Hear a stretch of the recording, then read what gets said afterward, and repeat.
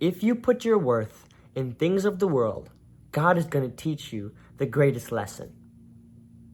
That the things of the world are completely temporary, and that everything can be gone in the snap of a second. Think about it, okay?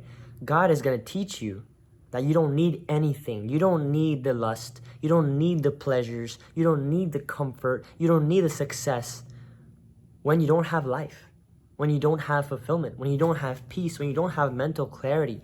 What's the point of it all? That's why you look at the rich people, not rich. Look at the successful people that you think are successful. They have the yachts, they have the mansions, they have the money, they have the woman, they have the men, they have whatever they have, right? Yet, in their heart, they still feel empty. That's what God is going to teach you. That no matter what you have, it's all a test. It's all temporary.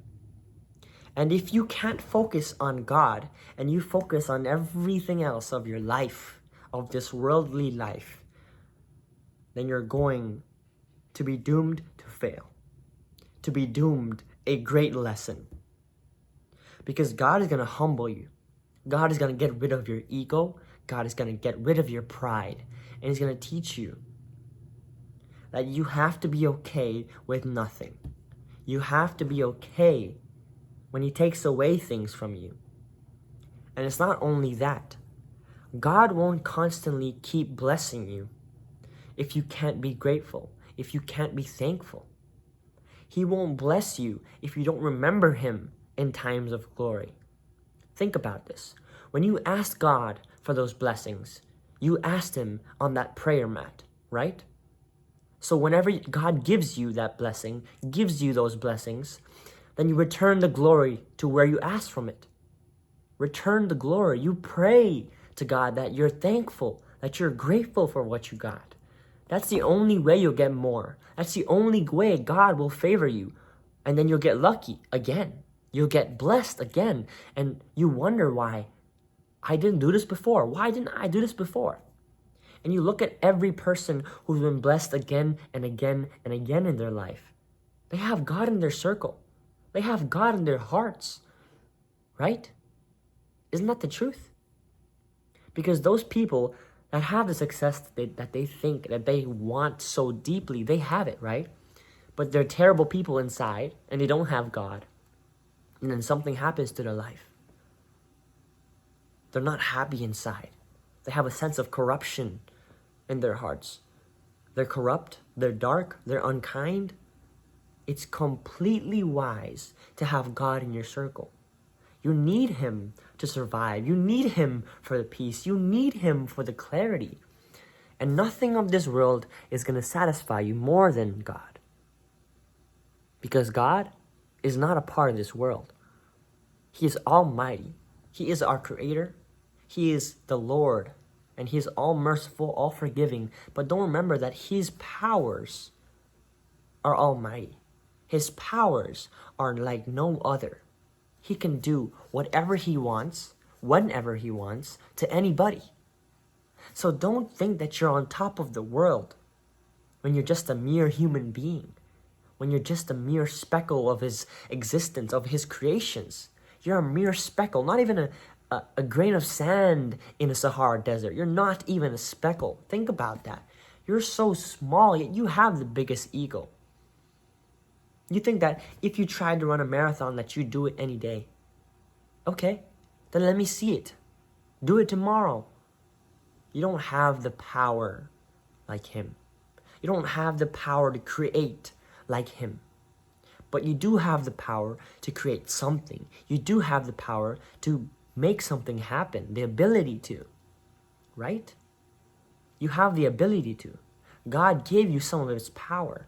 To have freedom, to have a mental space to think, to act. And the fact that we're not being grateful, and the fact that we're being lost upon Him and not going back to Him is hurtful, you know? Your heart is never going to be filled if you can't love Him. And you really have to love Him. You have to love Him. You cannot just keep saying that you love Him. Keep portraying on the internet that you love Him. that other people should be better, that you should do this and that, but you're not doing it yourself. You have to live the life that you speak. You have to live the life that you believe in your mind. Because actions prove why words don't matter. Actions speak. Okay? It's honestly easy, right? It's easy to fall back into the world. It's easy to fall back into the money, the pleasures, the success that we so deeply want. We want to be the top researcher. We want to have the top jobs. We want to have whatever business, whatever body, whatever content, whatever you want is not going to happen if it's not under God's will. And no matter how hard you work, if you can't be grateful for what you already have, and if you can't look back upon your journey and say, thank you, I have finally met the next part of my milestones, then you won't go anywhere. You won't elevate. You won't get to that next level that you so want and so desire. So you have to remember that you're not alone. You're never alone. Even if you think those late nights, nobody's listening. Those early mornings, nobody sees you. There's somebody listening, all right? There's somebody watching you, all right? There's somebody cheering you on, all right? He always wants the best for you. God is right there. God hears, listens, sees all your emotions, all your feelings, all your desires, everything you want, He wants for you too. But you have to prove to Him that you're mature enough. You have to prove to Him that you're willing to work for it, that you're willing to be the person that is unique, that is different than everybody else. Because everyone else wants what you want, okay? Everyone else wants the lifestyle that you want. Everyone else wants the woman that you want. Everyone else wants the body that you want.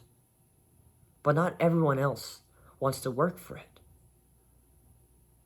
Not everyone else wants to spend their time for it. Sacrifice something in their life. Something. Their time. Their love. Anything is better than nothing.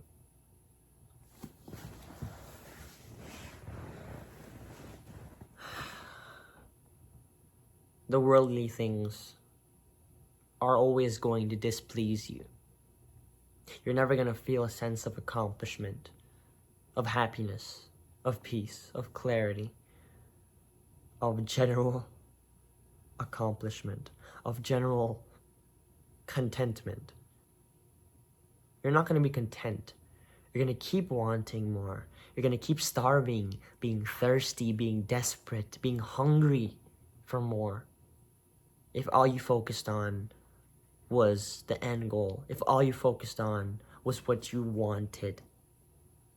But if you remember, everything that you ever got, everything that was a success to you in your heart was with the will of God.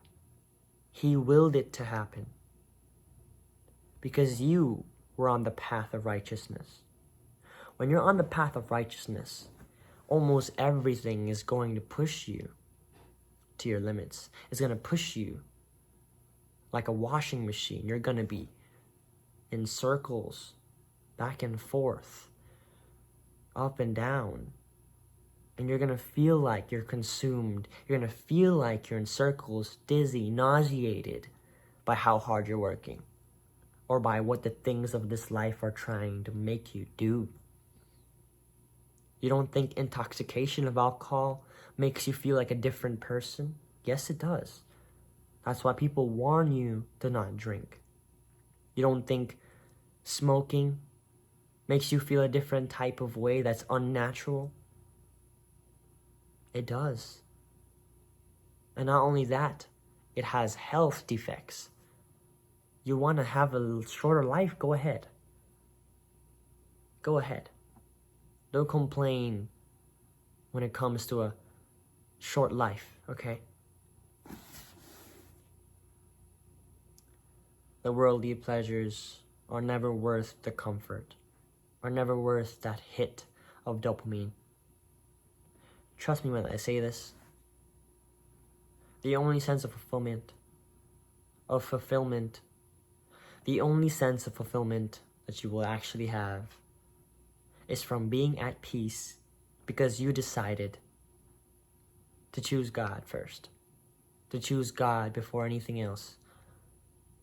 And I need you to promise that you're going to prioritize Him, that you're going to repent, that you're going to remember Him, His name in every action that you do, starting from today.